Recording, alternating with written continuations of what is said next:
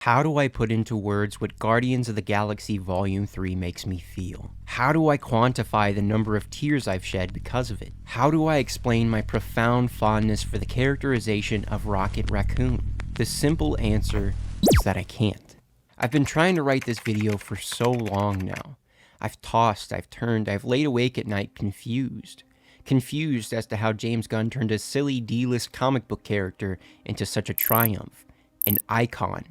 My hero. Because you see, it's not been since Superman the movie that I've felt this level of connection with a protagonist. Been this moved by their actions, appreciated them so truly. It's not been since Spider-Man 2 that I've understood their struggle so completely, believed their hardship so surely, felt their pain this intrinsically. And it's now with Guardians of the Galaxy Volume 3 that I've looked deeply into the eyes of a superhero and seen myself reflected back. Believe that I've been them, related to them entirely. Somehow this loudmouth, wisecracking, walking, talking raccoon became my favorite member of the MCU. My favorite character across the superhero movie pantheon. One of my favorite key players in the history of genre filmmaking.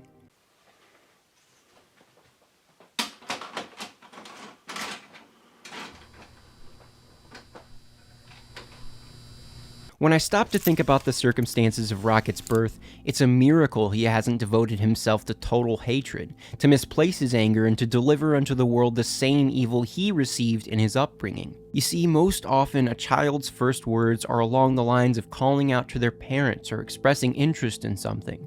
Rocket Raccoon's first words were, "It hurts." That tells you everything there is to know about this character. After having been subject to unspeakable acts, the only thing he can mutter is, "It hurts." His body, his mind, down to his very core, all of it hurts.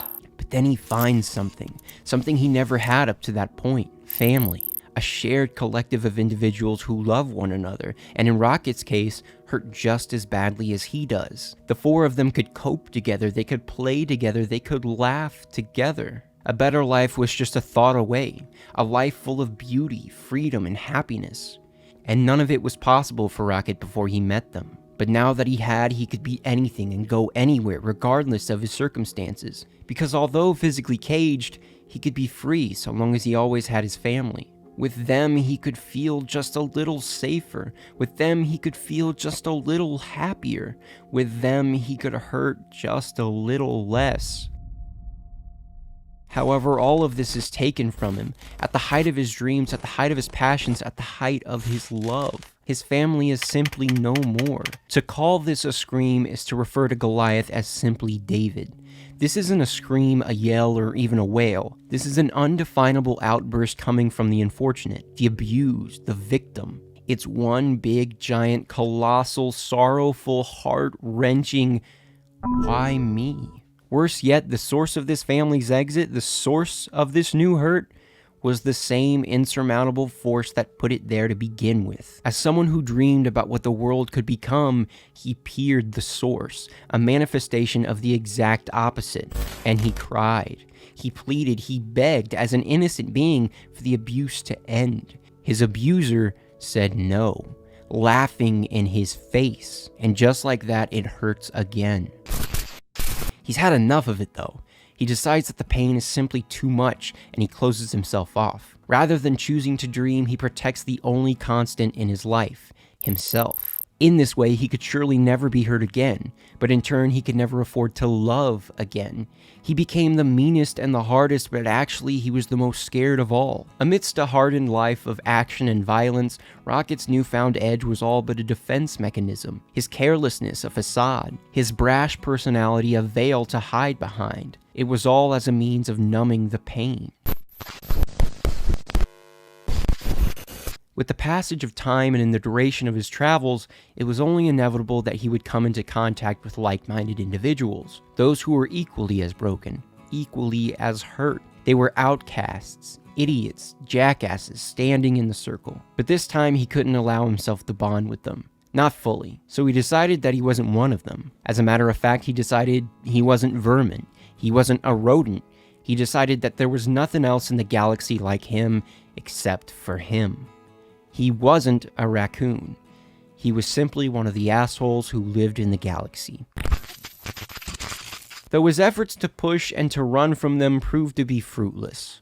Because despite flamboyant hobbies, distasteful remarks, and actions that sought to divide him from those he wished he didn't love, he met a crew that wouldn't give up on him. A team that knew it takes time and a village to properly heal. A family that of course loved him, even though he stole batteries he didn't need. Cutting off love wasn't the answer.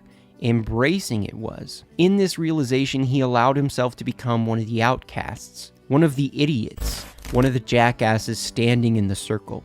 In this moment, he welcomed becoming one of the Guardians of the Galaxy. And for the first time in a long time, he fought for something other than himself. He loved something other than himself. In experiencing the trials and tribulations of loving once again, Rocket rebuilds. But that process is interrupted by an outside source. The same source. He's injured and it's up to his family to save him, and they'll stop at nothing. With this life-threatening injury, he's forced to relive the past, and in doing so, he's given the chance to understand how far he's come, how important family is, past and present. In his recovery, he's stronger than ever. Herein, Rocket decides he's done running. He's come to face the music, his abuser. He's come to face his pain. The only way to properly overcome pain is by helping others overcome theirs, by preventing others from experiencing similar pain to his, by making the world hurt a little less. And the only way to do that is with love. Not just for those closest to you, but for all of us who have ever been brave enough to be vulnerable, to dream. For those of us who've been brave enough to be born. He is a raccoon, and that's okay. His family taught him that. I may have been rambling up to this point, and you might have gotten nothing from this, but my point is simple. Through all my stumbling and through all the repetitive non sequiturs, the way Rocket Raccoon is written really seeks to send a message, to tell a proper story, one that we can relate to, in that we all have something we run from. We all have something looming over us. Each and every one of us is hurt.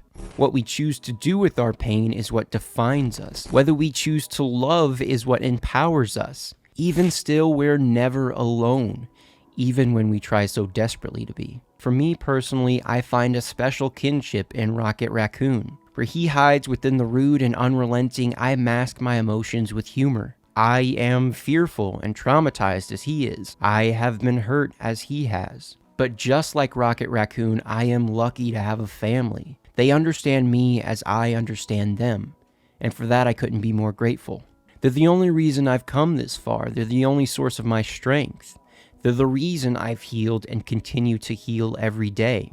It's hard, but I do.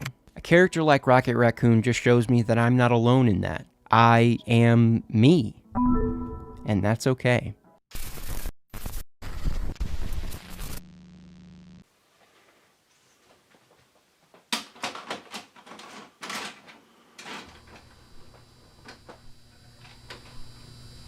I loved Guardians of the Galaxy Volume 3 for so many reasons, and Rocket Raccoon is simply the biggest. If you'd like to hear me talk way too passionately about children's media some more, let me know in the comments. Also do me a favor and subscribe, donk the bell, and click the like button if you feel the video earned it. I look forward to seeing you guys in the next one. Until then, always remember to love. Love your neighbors, love your friends, your family, and as always, remember to love yourselves. Take care.